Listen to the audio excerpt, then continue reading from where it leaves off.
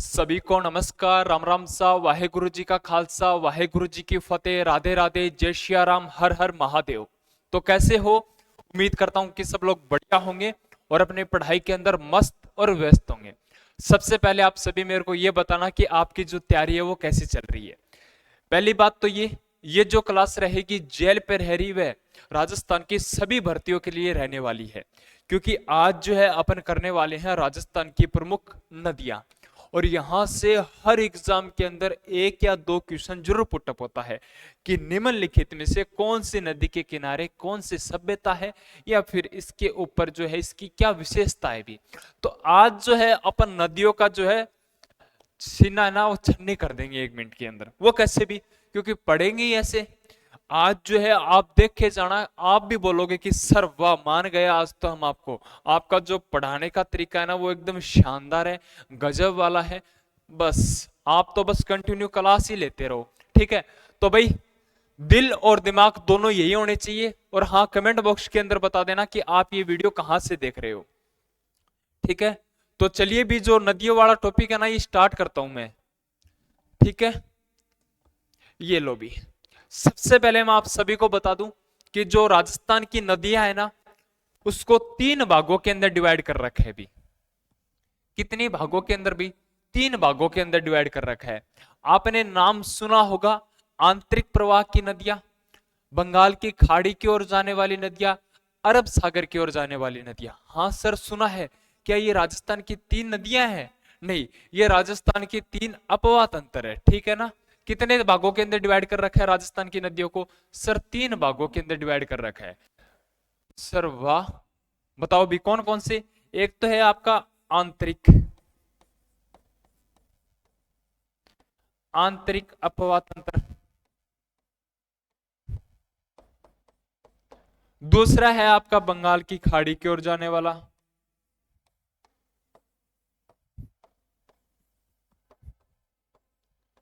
चौथा है आपका अरब सागर,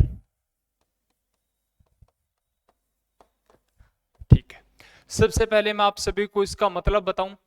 आंतरिक मतलब राजस्थान में जिस नदी का उद्गम हुआ और राजस्थान के अंदर वो विलुप्त हो गई, ठीक है। यानी राजस्थान का राजस्थान के अंदर ही रह गया अभी। जैसे कि भर्तियों के अंदर क्या है कि राजस्थान की सभी भर्तियों के अंदर 70% जीके आना चाहिए, आना चाहिए ना। अगर ये बात सहमत हो ना तो बता देना मेरे को। दूसरा, बंगाल की ओर जाने वाली नदियां जो बंगाल की खाड़ी के अंदर जो अपना जल ले जाती है। तीसरा, जो अरब सागर की ओर अपना जल है वो ले जाती है। अब देखो भी इनका है वो 100% के अंदर कितना कितना प्रतिशत है। सबसे पहले आंतरिक प्रवाह है ना वो सबसे बड़ा है भी। कितना है भी? 60% है। कितना है भी? 60% है। कितना है लाडलो? 60% है, याद रखना। बंगाल की खाड़ी का कितना है भी? 24% है, ठीक है भी। कितना है? 24% है। अरब सागर का कितना बच गया अभी? सर 16 बच गया। हाँ भी बिल्कुल सही है। तो हमने क्या पढ़ा भी कि राजस्थान की जो नदियां है अपन 3 भागों के अंदर डिवाइड करेंगे। सबसे पहले आंतरिक प्रवाह जो कि सबसे बड़ा है भी, कितना है भी? 60% है। उसके बाद में बंगाल की खाड़ी का 24% है। उसके बाद में हमने देखा था अरब सागर का 16% है। ये इतना क्लियर है ना? चलो भी क्लियर है। अब मैं आपको बताता हूं कुछ फैक्ट, ध्यान से सुनिएगा। पहला फैक्ट ये है कि राजस्थान की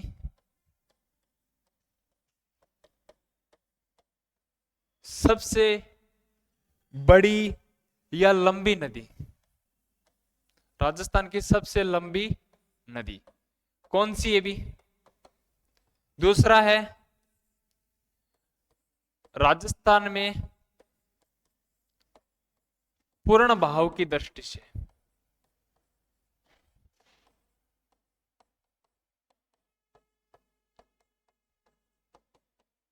सबसे लंबी नदी। तीसरा है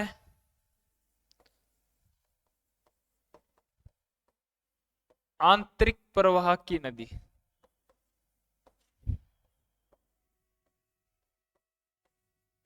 आंतरिक प्रवाह की सबसे लंबी नदी। एक भाई था, 2-3 दिन पहले मैं क्लास लाइव कर रहा था, तो उसने बोला कि आप गलत बता रहे हो। तो आप अगर क्लास देख रहे हो तो सुन लीजिए। राजस्थान की सबसे लंबी नदी है सर चंबल।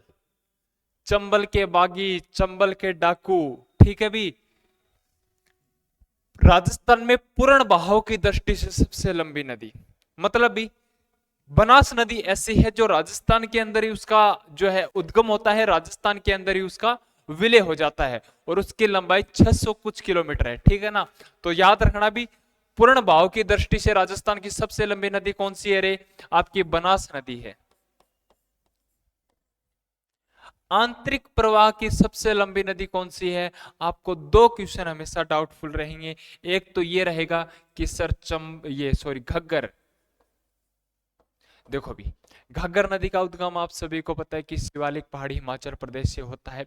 तो आप ये भी बोल सकते हो ये कि आंतरिक प्रवाह की नदी भी है, लेकिन ये क्या है कि बाहर से आती है।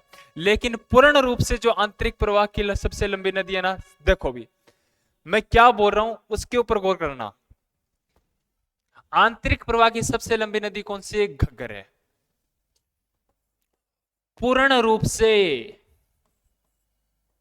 पूर्ण रूप से आंतरिक प्रवाह की सबसे लंबी नदी है कांतली, जिसको कांटली खंडेला की पहाड़ी से जिसका उद्गम होता है सुनारी व गणेश्वर सभ्यता स्थित है। एक सेकंड पानी पी लेता हूं मैं। ठीक है, समझ में आपको आ रहा है? ठीक है ना। बस कंटिन्यू क्लास देखते रहो आप। एक आपको बात बताता हूं भाई, अभी मैं जाने वाला था हॉस्पिटल। तबीयत बहुत ज्यादा डाउन हो रखी है। जो दिखता है ना वो होता नहीं है, सच बता रहा हूँ। इतनी तबीयत डाउन हो रखी है, इतनी कोई हद नहीं जिस चीज की। लेकिन फिर भी मैं सोचा हूँ कि आज संडे था तो लगभग 3 से 4 क्लास है वो शूट कर लेता हूँ, सिर्फ आपके लिए, क्योंकि आप लोगों ने विश्वास कर रखा है। तो भाई मेरा दिल बड़ा दुखता है, मैं क्लास नहीं ले पाता हूँ। तो आज इस क्लास को पूरा देख के जाना भी, ठीक है ना। ये हो गया ना। अब अपन स्टार्ट करेंगे आंतरिक प्रवाह की नदी। कौन सी भी?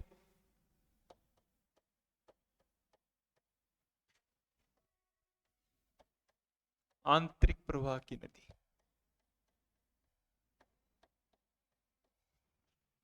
जिसके अंदर अपन कौन कौन से देखेंगे भी? घग्गर देखेंगे, कांतली देखेंगे, ठीक है। एक आपकी जो मसूरती नदी है वो देखेंगे, मेंथा देखेंगे, ठीक है ना। ये 5-7 नदी है वो अपन देखने वाले हैं। सबसे इंपॉर्टेंट नदी है आपकी घग्गर। बढ़िया तरीके से आपको बताता हूं, ठीक है। घग्गर नदी को अपन बढ़िया तरीके से कर लेते हैं। पहले ये देखता हूं किसको खा जो रखी है।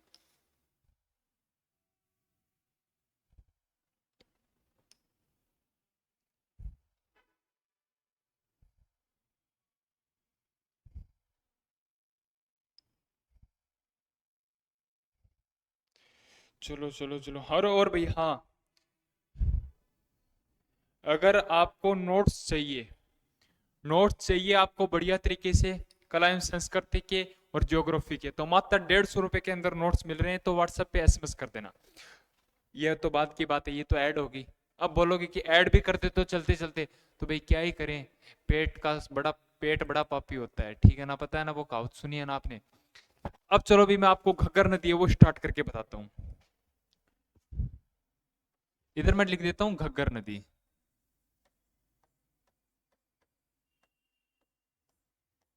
ठीक है भी, सबसे पहले मैं येलो रंग ले लेता हूँ। ये तो दिख जाएगा क्या? ओ अच्छे से दिख रहा है। चलो पहले आउटलाइन बना लेता हूँ मैं इसकी।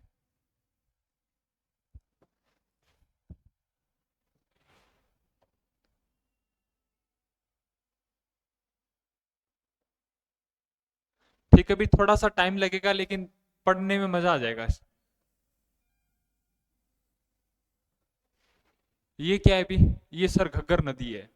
घग्गर नदी के अंदर अपन क्या कर देते हैं, पानी छोड़ देते हैं भी।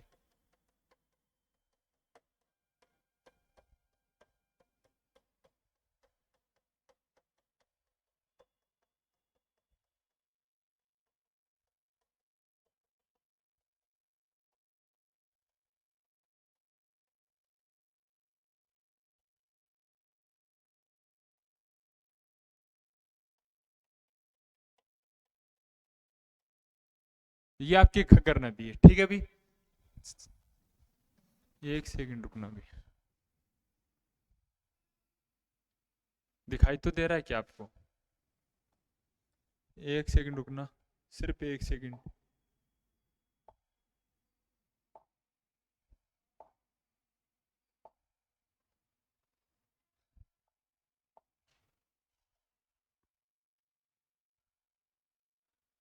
चलो वही सही है।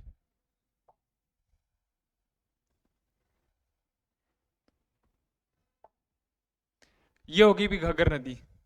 इधर ठीक है, इधर क्या बना देते हैं अपन, पहाड़ियां बना देते हैं।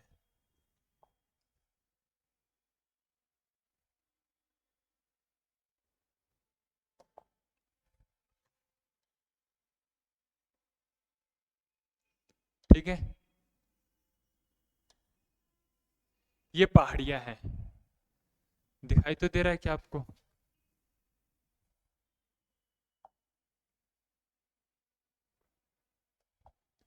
ठीक है, ये पहाड़ियां हैं आपकी।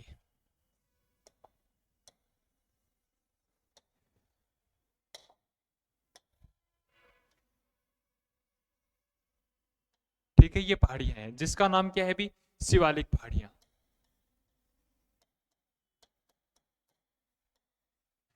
ये कहाँ पे भी, आपके हिमाचल प्रदेश है, एचपी के अंदर है।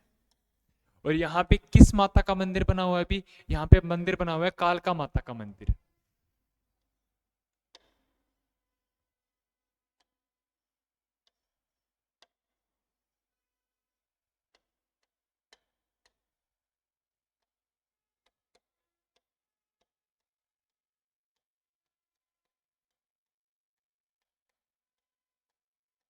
ठीक है, ये हो गया कालका माता का मंदिर हो गया आपका, ठीक है।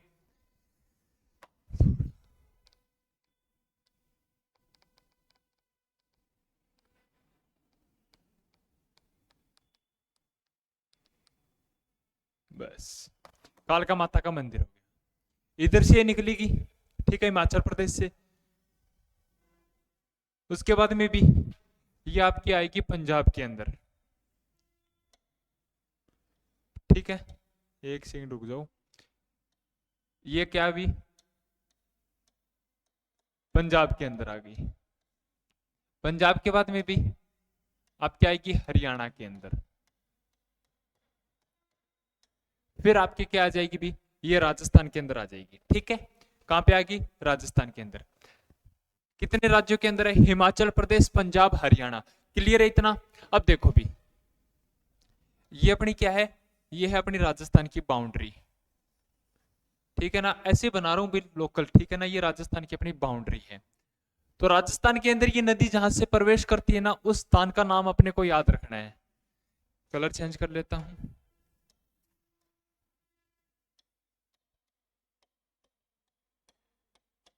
राज्य में प्रवेश, कहां पे भी? तलवाड़ा, हनुमानगढ़ के अंदर। हो गया ना? ठीक है भी, राज्य के अंदर मैंने इसमें क्या करवा दिया, प्रवेश करवा दिया भी।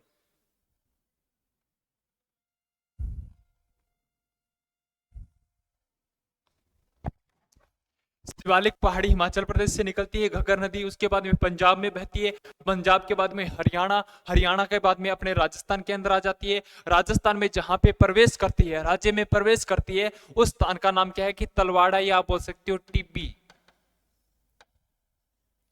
ठीक है। जैसे ही ये प्रवेश करी राजस्थान के अंदर, यहां पे एक झील का निर्माण करती है भी।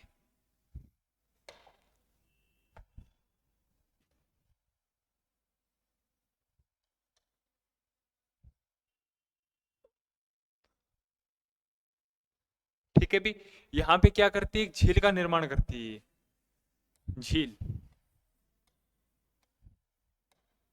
जिसका नाम क्या है कि तलवाड़ा। ठीक है भी, झील का निर्माण करती है तलवाड़ा झील का। उसके बाद में ये आगे बहती है, और आगे जैसे बहती है ना ये नदी, तो यहाँ पे एक क्या बना हुआ है भी, किला बना हुआ है। यहाँ पे क्या बना हुआ है? किला बना हुआ है, यानी दुर्ग बना हुआ है, दुर्ग।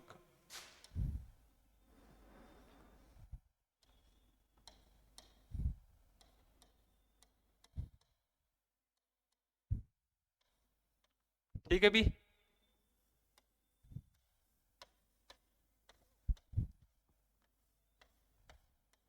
यहाँ पे एक दुर्ग बना हुआ है जिसका नाम क्या है भी, भटनेर दुर्ग।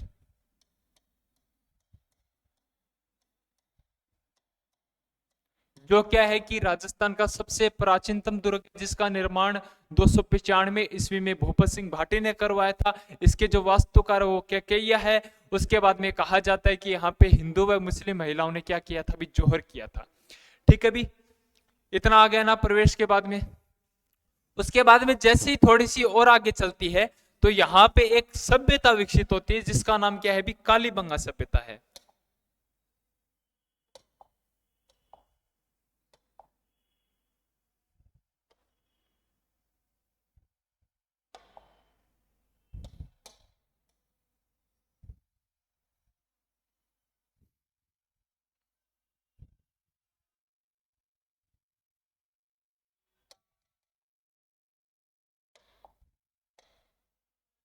यहाँ पे एक सभ्यता विकसित होती है जिसका नाम क्या है भी, सभ्यता कालीबंगा।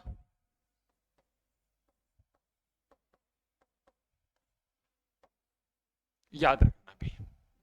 ठीक है, कालीबंगा हो गया आपका। समझ में आ रहा है? आ रहा है तो बहुत अच्छी बात है, नहीं आ रहा तो क्लास को वापस से रिपीट कर देना आप। ये हो गया ना, इतना डाउट क्लियर है कि शिवालिक पहाड़ी हिमाचल प्रदेश से ये जो नदी है इसका उद्गम होता है। उसके बाद में पंजाब में बहती है, हरियाणा में, फिर राजस्थान के अंदर प्रवेश करती है तिलवाड़ा हनुमानगढ़ के अंदर। फिर उसके बाद में यहाँ पे क्या बना हुआ है, एक झील का निर्माण करती है तिलवाड़ा झील जिसका नाम है।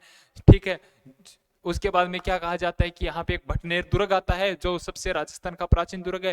फिर यहाँ पे कालीबंगा सभ्यता मिलती है जिसका अर्थ है काले रंग की चूड़िया। और यहाँ पे क्या है कि मैंने बहुत बार बताया था, इसकी खोज 1951-52 के अंदर की थी बीबी लाल बी के थापर के द्वारा। उसके बाद में कहा जाता है कि यहाँ पे एक साथ 2 फसल उगाने की साक्ष्य भी अपने मिले थे, साथ अग्नि वेदिकाएं भी अपने को मिली थी। ये हो गया ना, हो गया अभी।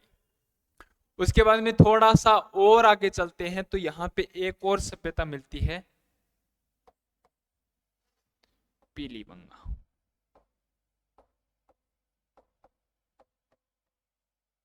ठीक है, एक और सभ्यता मिलती है इसी नदी के किनारे जिसका नाम है रंग महल।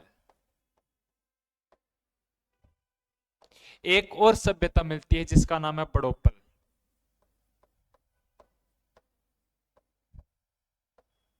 यानी इस घग्गर नदी के किनारे 4 सभ्यताएं हैं।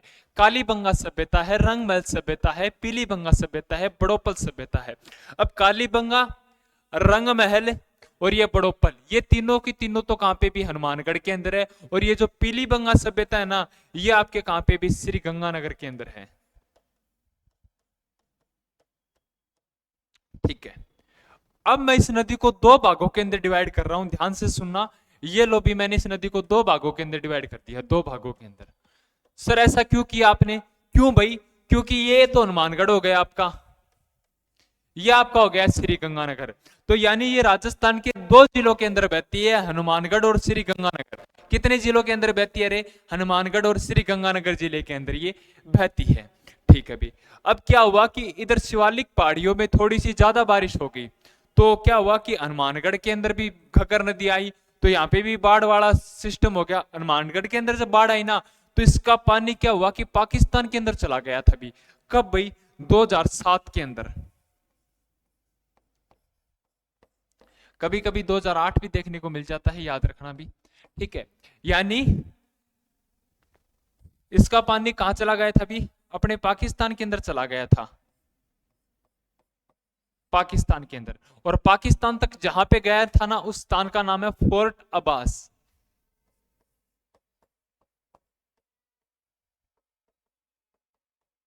फोर्ट अब्बास। ठीक है, यानी भी इसको, इससे अपने को ये डाउट क्लियर होता है कि ये एकमात्र अंतरराष्ट्रीय नदी है।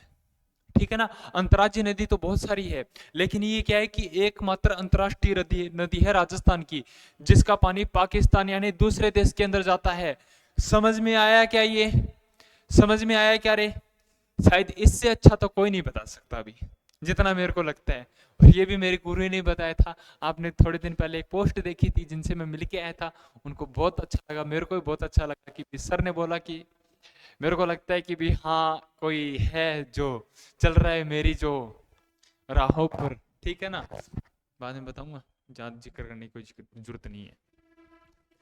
इतना हो गया ना, ठीक है। अब देखो भी इतनी बड़ी नदी है तो इसके जो उपनाम तो है वो तो होंगे, हाँ होंगे। लेकिन सर इससे उपनाम से पहले हमको क्या बताओ, लंबाई बता दो आप तो। ये बोलो बोलो मत, इसको छोड़ देता हूं मैं इधर। वैसे सही काम है ना ये, ठीक है। लो भी थोड़ा सा बड़ा और हो जाए ताकि आपको दिख जाए। अब देखो भी इसकी टोटल लंबाई, लंबाई कितनी है भी, 465 है। टोटल लंबाई कितनी है भी, 465 किलोमीटर है, याद रखना भी। और राजस्थान के अंदर इसकी टोटल लंबाई कितनी है भी, 100 किलोमीटर है।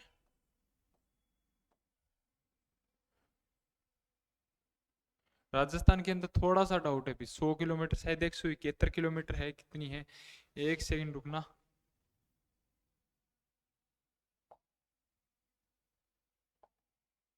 हाँ हाँ, 100 किलोमीटर भी, 100 किलोमीटर याद रखना।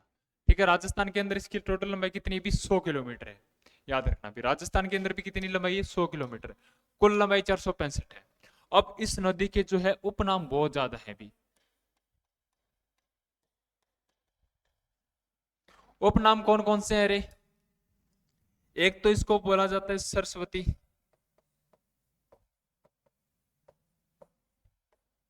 घग्गर, पाकिस्तान में इसको बोला जाता है हकरा,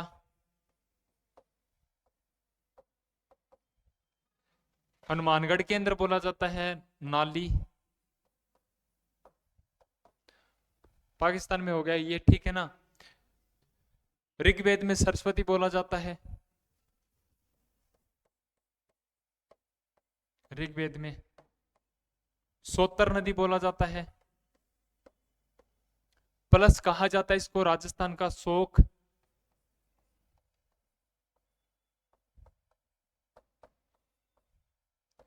नट नदी, लो भाई ये आपकी घग्गर नदी है। शायद इतना आपको किसी ने भी नहीं बताया होगा, ठीक है भी। अब देखो भी, आप कभी हनुमानगढ़ गए हो तो हनुमानगढ़ जंक्शन भी आता है, एक टाउन आता है। तो इसी नदी ने हनुमानगढ़ जंक्शन और टाउन को दो भागों के अंदर बांट रखा है। यानी हनुमानगढ़ जंक्शन को भी दो भागों के अंदर बांट दिया, रेलवे स्टेशन को भी, एक जंक्शन एक टाउन। अब 1 मिनट के अंदर आपको मैं रिवीजन करवाता हूं, आपको सिर्फ 1 मिनट के अंदर ध्यान से गौर लगा के सुनना। सबसे पहले इस नदी का उद्गम होता है शिवालिक पहाड़ी हिमाचल प्रदेश कालका माता मंदिर से। फिर ये हिमाचल प्रदेश में बहती है, फिर पंजाब, फिर हरियाणा, फिर राजस्थान के अंदर प्रवेश करती है। तिलवाड़ा कहां पे भी, आंख बंद के रिपीट करना, आंख बंद करे, आंख बंद कर लो। घग्गर नदी सिर्फ 1 मिनट के अंदर आपको याद कराता हूं। सबसे पहले उद्गम की अगर बात करें तो शिवालिक पहाड़ी हिमाचल प्रदेश कालका माता मंदिर, उसके बाद में पंजाब में बहती है, उसके बाद में हरियाणा के अंदर आती है, फिर राजस्थान के अंदर प्रवेश करती है तलवाड़ा हनुमानगढ़ के अंदर, उसके बाद में जाती है राजस्थान में प्रवेश करती है, एक झील का निर्माण करती है तलवाड़ा हनुमानगढ़ के अंदर। फिर यहाँ पे सबसे प्राचीन दुर्ग बना हुआ है इसी नदी के किनारे, भटनेर दुर्ग। फिर यहाँ पे 4 सभ्यताएं हैं, कालीबंगा, पीलीबंगा, रंग महल, बड़ोपल, ठीक है ना, उसके बारे में मैंने आपको बता दिया। उसके बाद में भी ये राजस्थान के 2 जिलों के अंदर इसका वाहु क्षेत्र है, श्री गंगानगर और हनुमानगढ़ के अंदर। उसके बाद में इसकी टोटल लंबाई है 465, कुल राजस्थान के अंदर इसकी टोटल लंबाई है 100 किलोमीटर। अब बात करते हैं इसके जो उपनाम है वो कौन कौन से। इसको राजस्थान का शोक कहा जाता है, नट नदी कहा जाता है, ऋग्वेद में इसको सरस्वती नदी कहा जाता है, राजस्थान का शोक हो गया, पाकिस्तान में इसको हकरा कहा जाता है, हनुमानगढ़ के अंदर इसको नाली कहा जाता है। और 2007 के अंदर इसका पानी जो है फोर्ट अब्बास पाकिस्तान तक गया था। 1 मिनट के अंदर मैंने आपको पूरी नदी करवा दी है। यही जज्बा, यही जुनून आपके अंदर होना चाहिए भी, ठीक है। अब देखो भी इसके बारे में एक और चीज बनती है, सरस्वती प्रोजेक्ट।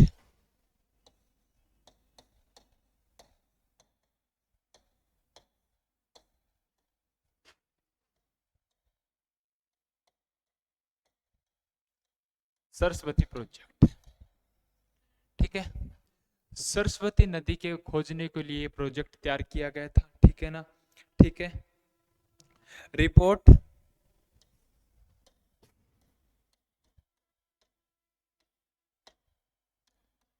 26 नवंबर भाई 2016 को दी गई थी के.एस. वाल्दिया समिति द्वारा।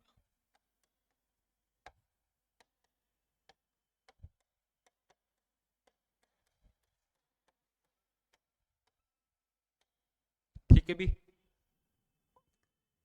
ये नदी वास्तव में मिथ्या है, ठीक है ना। और ये क्या है कि वर्तमान के अंदर भी ये नदी बहती है। इस रिपोर्ट का ये मानना है कि वर्तमान के अंदर भी ये नदी नदी है। अभी पोखरण वाली घटना सुनी, सॉरी मोहनगढ़ वाली घटना सुनी होती, तो ये थोड़ा सा याद रखना कि सरस्वती प्रोजेक्ट की जो रिपोर्ट है किस समिति ने दी थी, के.एस. वाल्दिया समिति ने दी थी, 26 नवंबर 2016 को दी थी, ठीक है ना। और इसने कहा था कि मिथ्या नदी है, ठीक है ना, और ये वर्तमान में जिंदा नदी है। चलो अभी 26 मिनट की क्लास हो चुकी है, बाकी इसी का एक पार्ट और आ जाएगा, फिर बाकी जो अपन देख लेंगे, ठीक है। मिलता हूं भाई एक नई वीडियो के साथ, तब तक के लिए जय हिंद जय भारत।